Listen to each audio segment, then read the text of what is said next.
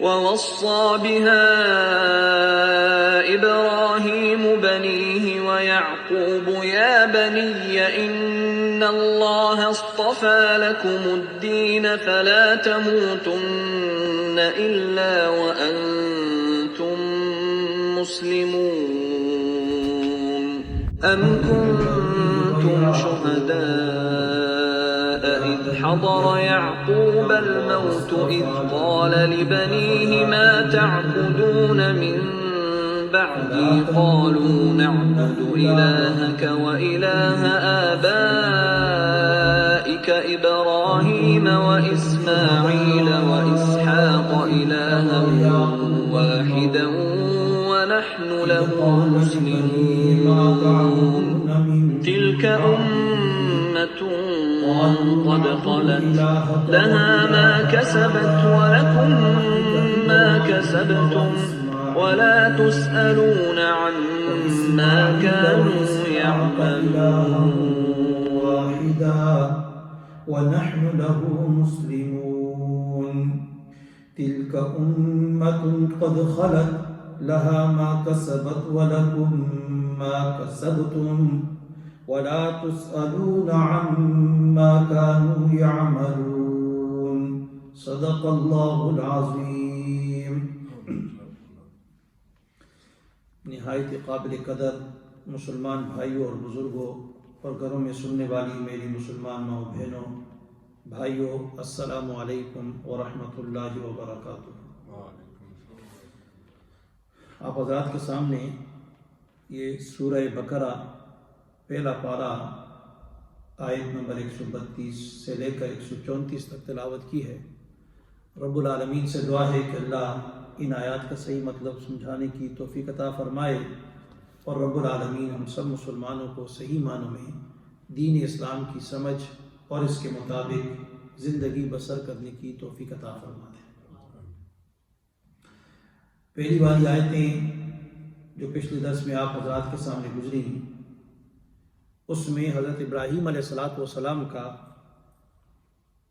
فرما بردار ہونے کا اقرار کہ جب اللہ رب العالمین نے ان سے کہا کہ اسلم تو انہوں نے کہا کہ اسلمت لرب العالمین، میں فرما بردار ہوا، اطاعت گزار ہوا اس رب کا جو سارے جہانوں کا رب ہے، یعنی سارے جہانوں کے پروردگار کے سامنے میں اطاعت گزار ہوا. اس آیت میں اسی اطاعت اور تابعداری کی وصیت حضرت ابراہیم علیہ السلام جو سارے انبیاء کے جد اعلیٰ ہیں اور حضرت یعقوب علیہ السلام جو بنی اسرائیل کے آئے ہوئے انبیاء کے جد اعلیٰ تھے، تو ان دونوں کی وصیت کا ذکر ہے جو انہوں نے اپنی اولاد کے لیے کی تھی جب دنیا چھوڑ کے جا رہے تھے. تفسیر مظری میں ہے کہ یہاں جو لفظ ہے ووصّى بها وصیت کی اس کی. اب وصّى اس کو شام اور مدینہ منورہ کے جو قراء تھے انہوں نے اس کو اوصا بھی پڑھا ہے کہ انہوں نے وصیت کی. بنی ہے اپنے بیٹوں کو، ووصّى بها ابراہیم بنی ہے کہ اس کی وصیت کی. کس بات کی وصیت کی؟ کہ اطاعت اختیار کرے، تابعداری اختیار کرے. اس بات کی وصیت کی ابراہیم علیہ السلام نے بنی ہی اپنے بیٹوں کو، اپنی اولاد کو. تفسیر مظری میں ہے کہ حضرت ابراہیم علیہ السلام کے کل 8 بیٹے تھے. کتنے تھے؟ 8 بیٹے. ان میں حضرت اسماعیل علیہ السلام کی والدہ تو حضرت ہاجرہ تھی اور حضرت اسحاق علیہ السلام کی والدہ جو تھی مائی سارہ تھی، اور پھر ان کے علاوہ جو 6 جو بیٹے تھے وہ ان کی والدہ جو تھی مفسرین نے لکھا ہے کنتورہ کنانیہ تھی. کنتورہ کنانیہ تھی جو بیٹی تھی اس کی یقتن کی بیٹی تھی. تو حضرت سارہ کی وفات کے بعد حضرت ابراہیم علیہ السلام نے ان سے شادی کی تو ان سے 6 بیٹے ہوئے. تو گویا حضرت ابراہیم علیہ السلام کے کل کتنے بیٹے تھے؟ 8 بیٹے تھے. تو فرمایا کہ ان اللہ اصطفیٰ لکم الدین، بے شک اللہ تعالیٰ نے چن لیا ہے لکم تمہارے لیے الدین، دین کو، دین سے مراد یہاں پر کیا ہے؟ دین اسلام ہے، کہ اللہ تعالیٰ نے دین اسلام کو تمہارے لیے کیا کر دیا؟ منتخب کر دیا۔ فلا تموتن الا وانتم مسلمون، یہ وصیت کر رہے ہیں ابراہیم علیہ السلام اور یعقوب علیہ السلام اپنے اولاد کو، تو فرمایا فلا تموتن، سو تم مت مرنا، تمہارے اوپر موت نہ آئے، الا وانتم مسلمون، کہ یہ کہ تم مسلمان ہو، یعنی تم مسلمان ہو کر ہی دنیا کو چھوڑ کے جانا، مسلمان ہو کر ہی مرنا، مرتے دم تک تم کیا ہے؟ دین اسلام پر رہنا اور دین توحید کے اوپر کیا ہے؟ قائم اور دائم رہنا، اللہ کی ہی عبادت کرنا، اللہ کے ساتھ کسی اور کو شریک نہ ٹھہرانا۔ تو معلوم ہوا اس سے کہ ہر مسلمان کو اسلام پر قائم رہنے کے لیے اپنی اولاد کو وصیت کرنی چاہیے، نصیحت کرنی چاہیے۔ جس طرح انسان دوسری وصیتیں کرتا ہے دنیا سے چھوڑتے وقت، آخری وقت میں مال اور دولت، یہ فلاں کرنا، یہ فلاں کرنا، اس کی وصیت کرتا ہے، تو انبیاء اکرام کا شیوہ اور طریقہ کیا ہے کہ انسان اپنی اولاد کو دین اسلام کے اوپر قائم رہنے کی وصیت کیا کرے اور ان کو شرکیہ عقائد اور غلط نظریات سے بچنے کی کیا ہے؟ وصیت کر کے دنیا سے جائے۔ اس سے ایک دوسری بات یہ بھی معلوم ہوئی کہ تمام انبیاء اور رسل کا مشترکہ جو دین تھا وہ دین کیا تھا؟ دین اسلام۔ دین اسلام، اور یہی نقطہ وحدت رہا ہے سارے انبیاء کے درمیان، یہی نقطہ وحدت یعنی یکجائی کا نقطہ رہا ہے۔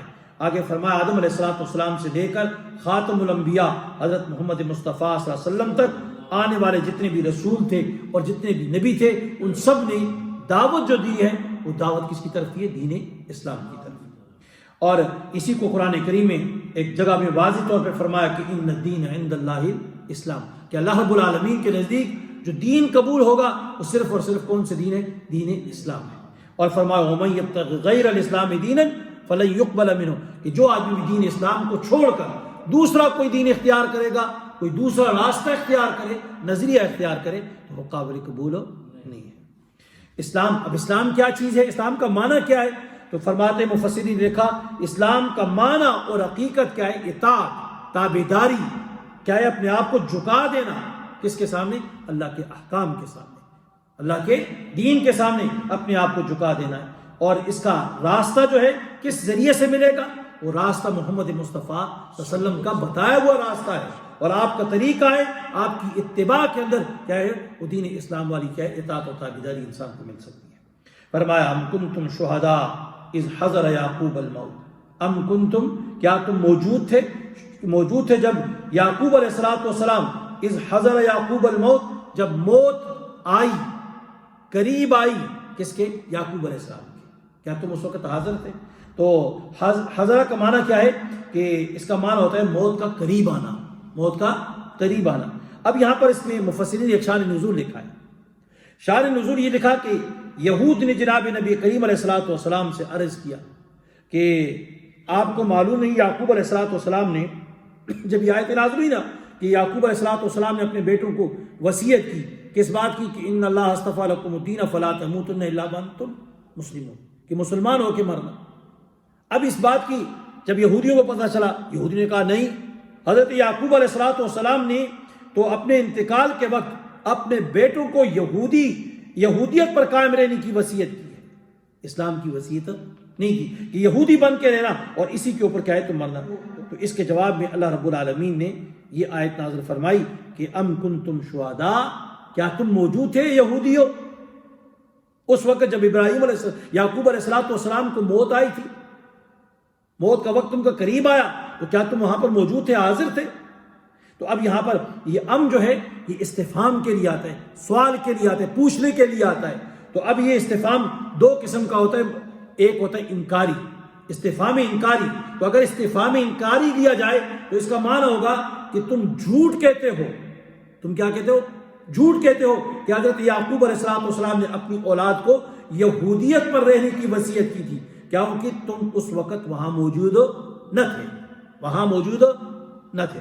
تو اب یا دوسرا ام کا معنی متصلہ ہو اور استفہام تقریری ہو، تو اس کا معنی یہ ہوگا کہ تمہارے اسلاف، یہودیوں تمہارے اسلاف حضرت یعقوب علیہ السلام کی وفات کے وقت ان کے پاس موجود تھے جب وہ اپنی اولاد کو اسلام اور توحید پر قائم رہنے کی وصیت کر رہے تھے کہ تمہارے باپ دادا جو تھے بڑے، وہ اس وقت یعقوب علیہ السلام جب دنیا کو چھوڑ کے جا رہے تھے اس وقت وہاں پر موجود تھے، اور یعقوب علیہ السلام ان کو وصیت کر رہے تھے کس بات کی؟ اسلام کی اور توحید کی، کہ اسلام پہ قائم رہنا اور توحید کو نہ چھوڑنا، توحید کے سے دامن گیر ہو کے رہنا۔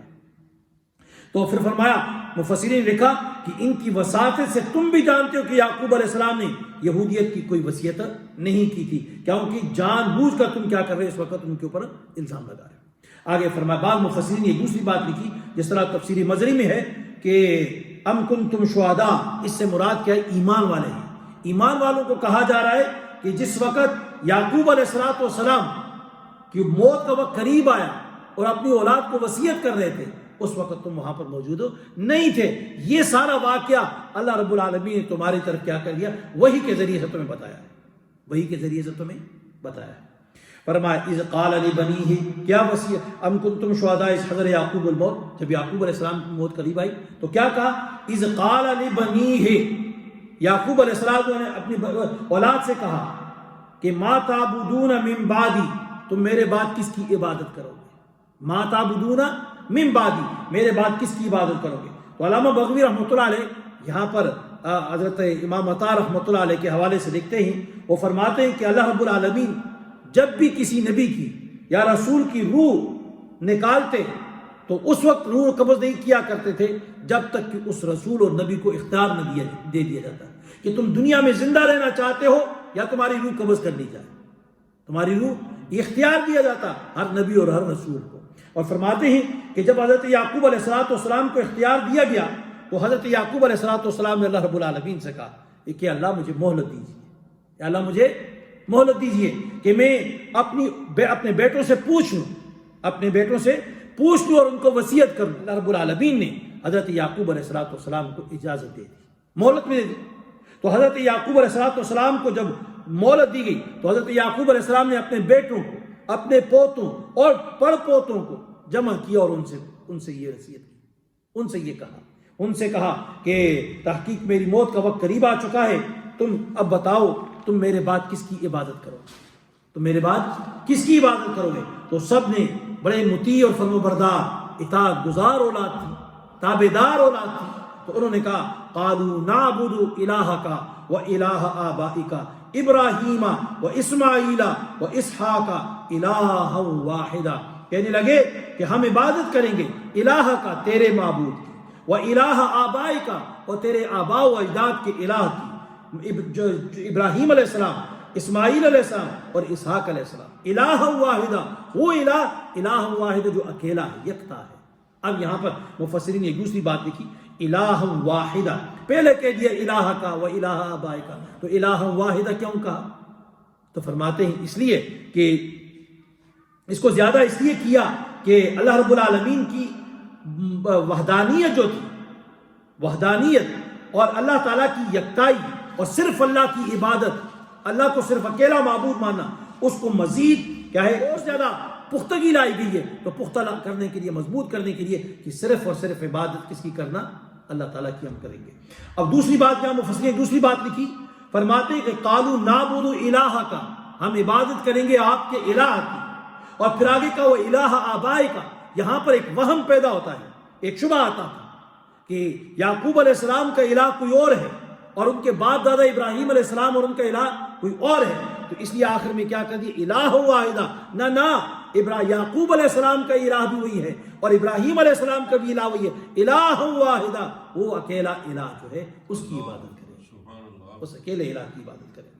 آگے فرمایا وَنَحْنُ لَهُ مُسْلِمُونَ، اور ہم اسی کی اطاعت کریں گے۔ اس آیت سے چند باتیں معلوم ہوتی ہیں۔ پہلی بات تو جس طرح تفسیر معارف القرآن میں یہاں تفصیل لکھی ہے، ایک بات تو یہ معلوم ہوئی کہ اولاد کی محبت اور ان کی بھلائی کی فکر کرنا یہ مقام رسالت اور نبوت اور مقام خلت یعنی خلیل ہونے کے منافی نہیں ہے۔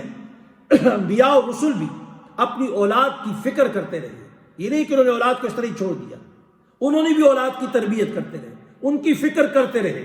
تو یہ اس میں اشارہ ہے کہ ابراہیم علیہ السلام جیسے جلیل القدر پیغمبر، خلیل پیغمبر، اب دیکھیے کہ ایک وقت میں رب العالمین ان کو اشارہ کرتے ہیں کہ اپنے اس چہیتے بیٹے کو ذبح کر دو، اور اسی وقت دوسری طرف دیکھو ابراہیم علیہ السلام کھڑے ہیں اپنی اولاد کے لیے، دنیا کی بھلائی کے لیے، دنیا کی اچھائی کے لیے کیا ہاتھ اٹھا کے دعائیں مانگ رہے ہیں، دعائیں مانگ رہے ہیں کہ اللہ تو ان کو کھلا، ان کو کھلا، ان کو دے، ان کے لیے یہ مکہ کی جو بنجر زمین ہے اس کو آباد کر دے، دعائیں کر رہے ہیں دنیا سے رخصت ہوتے وقت، اپنی اولاد کو اس چیز کی وصیت کر رہے ہیں جو ان کے نزدیک سب سے زیادہ بڑھیا ہے، سب سے زیادہ اچھی ہے۔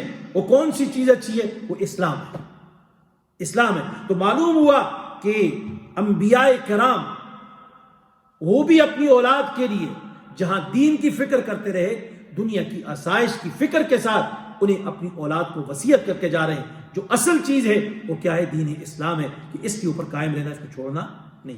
آگے دوسری جو چیز اس سے معلوم ہوئی کہ انبیاء کا اس طرز خاص میں عام انسانوں کے لیے بھی یہ ہدایت ہے کہ جس طرح اولاد کی دنیاوی پرورش اور ان کی دنیاوی آرام و راحت کا انتظام کرتے ہیں کہ اولاد کو تعلیم دی جاتی ہے، کالج بھیجے جاتے ہیں، یونیورسٹیوں بھیجے جاتے ہیں، ان کے لیے بزنس کھڑی کی جاتی ہے، ان کے لیے کیا ہے، ان کو بڑے بڑے عہدوں پہ دیکھنے کی تمنائیں کی جا رہی ہیں، ان کے لیے اچھے گھر بنائے جاتے ہیں، ان کو ان کی سہولیات کے لیے ہر کوشش کی جاتی ہے۔ پھر یہ بھی کوشش ہوتی ہے کہ میرے اولاد کو دھوپ نہ لگے، ٹھنڈ میں رہے، یہ راحت کا انتظام کیا جاتا ہے۔ تو فرماتے ہیں اسی طرح بلکہ اس سے زیادہ ان پر لازم ہے کہ اولاد کی نظری، عملی، اخلاقی تربیت کریں اور برے راستوں اور برے اعمال اور اخلاق سے ان کو بچانے میں بھرپور طریقے سے کوشش کرنی چاہیے۔ کوشش یہ انسان کی ذمہ داری ہے۔ اگر کوئی کوشش ہی نہیں کرتا، ان کو بھیڑ بکریوں کی طرح چھوڑ دیتا ہے تو یہ مجرم ہے۔ کوشش کرنا انسان کا کام ہے، باقی ہدایت دینا کس کا کام ہے؟ اللہ کا کام ہے۔ تو فرمایا کہ اولاد کی سچی محبت اور اصلی خیر خواہی اس میں نہیں ہے کہ ان کے لیے دنیا کا تو بزنس بنا دیا آپ نے، لیکن آخرت کو کیا کر دیا؟ بھول گئے۔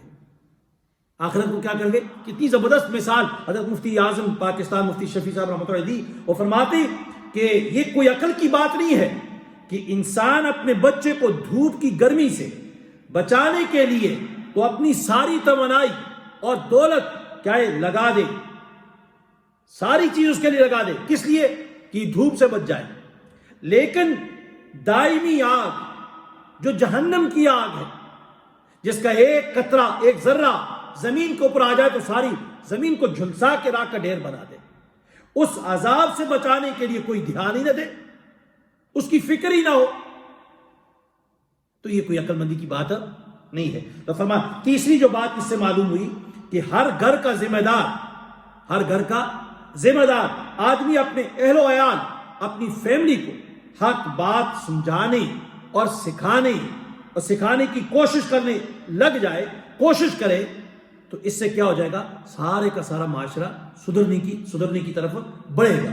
اور اگر سارے کے سارے لوگ اپنے کیا اولاد کو، اپنی اہل و عیال کو کوئی اچھی بات اور خیر خواہی کی بات نہ کرے تو ساری معاشرہ اور سوسائٹی کیا ہو جائے گی؟ اس کے اندر بگاڑ پیدا ہو جائے گا۔ اس لیے رب العالمین نے فرمایا یا ایھا الذین آمنوا قوا انفسکم واہلیکم نارا، اے ایمان والو اپنی جان کو بھی بچاؤ جہنم کی آگ سے، اور اپنے اہل و عیال کو بھی کیا کرو؟ جہنم کی آگ سے بچاؤ۔ اور اسی طرح فرمایا دوسری جگہ میں وَأْمُرْ أَهْلَكَ بِالصَّلَاةِ، اور اپنی اولاد کو، اپنے گھر والوں کو، اپنے بیوی بچوں کو نماز کا حکم دیا کر، وَاسْتَبِرْ عَلَيْهَا، اور اس کے اوپر کیا ہے؟ قائم رہو، اس کے اوپر کیا ہے؟ قائم رہو۔ آگے فرمایا تِلْكَ أُمَّةٌ قَدْ خَلَتْ، وہ ایک جماعت تھی جو گزر چکی ہے۔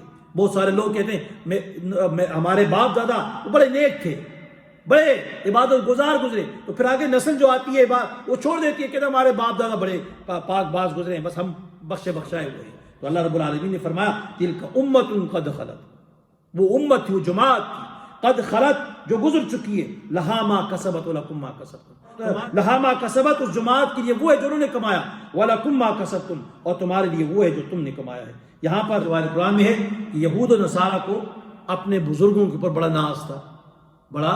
ناز تھا اور کہتے تھے کہ اچھا اگر ہم بد کردار ہیں، ان کی برائیاں تھیں، توحید کو نہیں مانتے تھے، اور معاشرے اور سوسائٹی کے اندر ان کی بہت زیادہ خرابیاں پائی جاتی تھی، تو انہوں نے کہا کہ کوئی بات نہیں، اگر ہمارے اندر خرابی پائی جاتی ہے، اس طرح نصارہ کہتے ہم بد کردار ہیں، برائیاں کر رہی، تو کوئی بات نہیں، ہمارے باپ دادا بڑے نیک تھے، وہ توحید کو ماننے والے تھے، تو جب وہ توحید کو ماننے والے ہی، تو جب وہ جنت میں جائیں گے ان کے طفیل ہم بھی کیا ہے جنت میں چلے جائیں گے۔ تو رب العالمین نے کہا ایسی بات نہیں ہے۔ اسی طرح کی باتیں آج کل کے پیر اور ان کے کیا صاحبزادے جو تھے، صاحبزادگان جو تھے، وہ بھی یہی باتیں کیا کرتے کہ ہمارے باپ دادا بڑے نیک تھے، لہذا ہم جو بھی کرتے ہیں کوئی ہم سے پوچھے گا نہیں، ہم ان کے طفیل جنت میں چلے جائیں گے۔ ایسی کوئی بات نہیں۔ اللہ رب العالمین نے کہا نہیں نہیں، یہ ساری باتیں تلک امۃ قد خلت، وہ ایک جماعت تھی جو گزر چکی ہے، لہا ما کسبت، اس کے لیے وہ ہے جو انہوں نے کمایا ہے، وَلَكُمْ مَا كَسَبْتُمْ، تمہارے لیے وہ ہے جو تم کر رہے ہو، تم وَلَا تُسْأَلُونَ عَمَّا كَانُوا يَعْمَلُونَ، اور تم سے نہیں پوچھا جائے گا جو انہوں نے کیا، انہوں نے اچھا کیا یا برا، تم سے کوئی پوچھو نہیں۔ قرآن کریم کی دوسری آیت ہے، ایک دوسری جگہ میں اللہ رب العالمین فرماتے ہیں وَلَا تَزِرُ وَازِرَةٌ وِزْرَ أُخْرَىٰ، کہ قیامت کے روز کوئی آدمی کسی دوسرے کو بوجھ کو نہیں اٹھائے، ہر آدمی اپنے اپنے بوجھ کو اٹھائے۔ اور جناب نبی کریم علیہ الصلوۃ نے فرمایا کہ حدیث میں آتا ہے من بطأ بہ عملہ لم یسرع بہ نسبہ، کہ فرمایا جس آدمی کو اس کے عمل نے پیچھے ڈالا، عمل نے پیچھے ڈالا، تو فرمایا اس کا جو نسب ہے نا، جو لوگ کہتے ہیں میرا نسب بڑا، میں سید ہوں، سید زادہ ہوں، یا میں پیر زادہ ہوں، میں فلاں زادہ ہوں، اللہ کے پیغمبر نے فرمایا کہ اس کا نسب اس کو آگے بڑھا نہیں سکتا ہے۔ یعنی عمل اتنا کمزور ہے، اتنا کمزور عمل ہے کہ اس کو بالکل لوگوں سے پیچھے آ گیا ہے۔ چاہیے تو یہ تھا اس کا اعلیٰ نسب ہونے کی وجہ سے ہی سب سے آگے جاتا، لیکن نسب اس کو وہاں آگے نہیں پہنچا سکتا، بلکہ آگے پہنچانے والی چیز کیا ہے؟ عمل۔ کیا چیز ہے؟ عمل۔ ایک دوسری حدیث میں جناب نبی کریم صلی اللہ علیہ وسلم نے فرمایا اے بنی ہاشم، اے بنی ہاشم، ایسا نہ ہو کہ قیامت کے روز دوسرے لوگ تو اپنے اپنے اعمال صالحہ لے کر آئیں، اپنے اپنے اعمال صالحہ لے کر آئیں، اور تم اعمال صالحہ سے غفلت برتو اور صرف میرے نسب کا بھروسہ لے کر آؤ، اور میں اس روز تم سے یہ کہوں کہ میں تمہیں اللہ کے عذاب سے نہیں بچا سکتا، میں تمہیں اللہ کے عذاب سے۔ تو جب حضور صلی اللہ علیہ وسلم کا خاندان و نسب رکھنے والے کا یہ حال ہے، تو پھر عام آدمی کا کیا حال ہوگا؟ یہ قرآن کریم کی آیت یہ ہمیں ایک سبق دیتی ہے کہ کبھی بھی دوسروں کے اوپر فخر کر کے، اپنے باپ دادا، اپنے آباء و اجداد، ان کے اوپر نازا ہو کر، فاخر ہو کر بیٹھنا نہیں چاہیے، عمل سے دور ہونا نہیں چاہیے، بلکہ کیا ہے اپنے لیے خود عمل کرنا چاہیے، اس لیے کہ ہر انسان کے سامنے اس کا کیا ہوا اس کے سامنے آئے گا، اور جو پہلے گزر چکے وہ اپنے عمل کے ساتھ گزر چکے، ہم جائیں گے اپنے عمل کے ساتھ جائیں گے۔ رب العالمین سے دعا ہے کہ اللہ مجھے بھی اور آپ سب کو